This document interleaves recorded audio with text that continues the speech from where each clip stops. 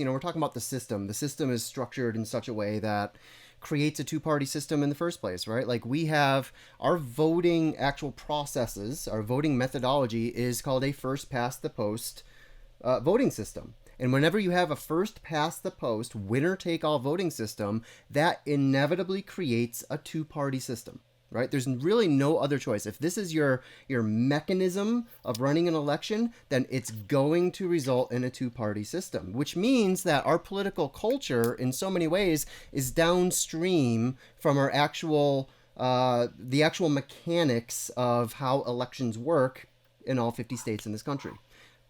First past the post creates a two-party system. Two-party system create this cultural polarization that we're experiencing now. And that polarization, each of us are feeling inside of our own hearts, right? Yeah. This isn't taking place out there. This is always taking place in here. And we take in sort of what's happening with our culture and we output it back into that culture. So you create all these sort of feedback loops that move between the lower right, the lower left, and the upper left, and then ultimately into our upper right behaviors. Which of these two levers am I, eventually going to pull? So a lot of that is happening is actually coming from how these things are structured in the lower right quadrant to begin with. And then everything else kind of comes downstream from that.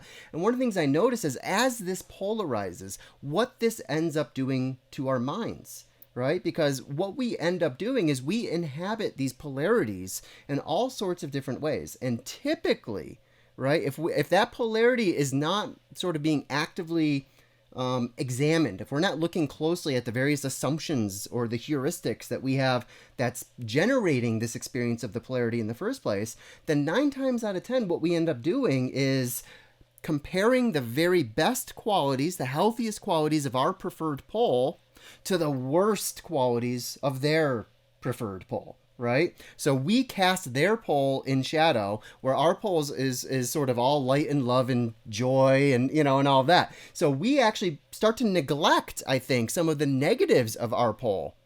And we only focus on the negatives of the other pole. Now, of course, as integralists, that's not the conversation we want to have. We want to be able to say, oh, here's the positive and the negative of my pole. Here's the positive and the negative of your pole. Let's toss the negative and find ways to synthesize these positive qualities, right? Because the only way those qualities remain positive is when they remain aligned with the other pole in a polarity. And this is true for every polarity we can think of, every political polarity we can think of, whether it's, individual rights, collective responsibilities, if it's orthodox media versus heterodox media.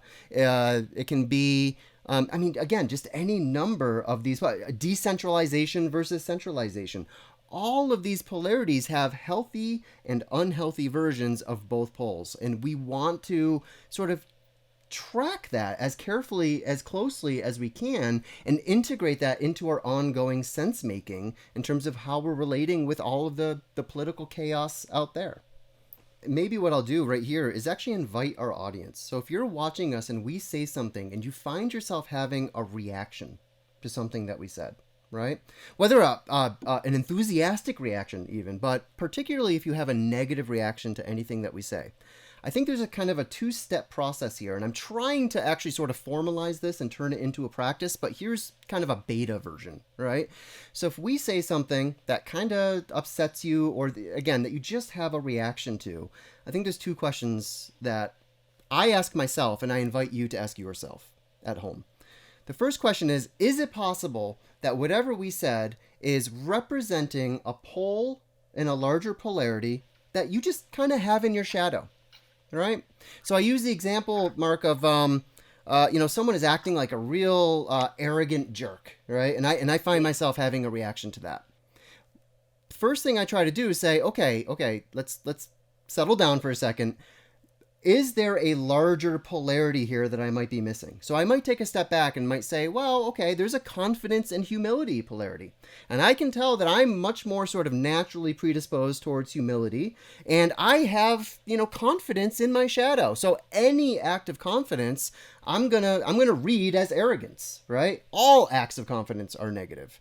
But as soon as you reintegrate that pole, as soon as you recognize that it's a polarity and then you reintegrate that pole, all of a sudden you're less reactive to confidence, and you can appreciate healthy confidence, and you can discern it from unhealthy arrogance. Okay, so that's the first step. Is there a pole and a polarity that's in my shadow? If so, find a way to re-own it. Find a way to reintegrate it. Find a way to befriend that other pole, because chances are it's critical for your own pole's healthiest expression, right? These things have to remain aligned together. So that's the first step. Second step, let's say you've done that work. Oh, no, I have no problem with confidence. This guy really is just acting like an arrogant jerk. Okay, well now I know that they are demonstrating the unhealthy qualities of the confidence pole. And the reason why they're demonstrating the unhealthy qualities is because they are dissociated from healthy humility, right? So then the question is, what do we do with that conversation? Do we just leave it, right? Do we just kind of back up slowly and and disengage? Well, I don't think so. I think one of the things we want to do, if we want to genuinely enfold with someone who's stuck in the negative box of a particular pole, is to actually, the first thing we do is anticipate that they're going to justify their unhealthy negative qualities by pointing to the unhealthy negative qualities of the other pole, right? I'm an arrogant jerk, sure, but that's because everyone else is so wishy-washy and just, whatever the reason might be. They're going to point to the negative of the other pole. This is the definition of whataboutism. Let me compare the worst of mine to the worst of yours and pretend that justifies, all this negativity. So what you actually want to do is you want to engage with that person, and you want to point to the healthy forms of confidence. Let them know that you see and appreciate healthy confidence. Right? Like, I see you, man. I see that confidence is so important for you for any number of reasons. And once you're able to do that, once you're able to dislodge them from that sort of unhealthy expression, then you start layering in the positives of humility, right? You actually start saying, and as much as we need confidence, we always have to understand just how much we don't know, how much we still have to learn, how much uncertainty still remains in our hearts and in our minds and in our sense-making and so forth. And by doing that, by pointing to the healthiest versions of these two poles as possible, you're actually kind of creating a path for the other person to realign, basically, to realign the polarities as they're emerging in their own hearts. And this, to me, is key. So all of this is an invitation. If we say something and you find yourself having a reaction to it, the first thing you ask yourself is it maybe in your shadow?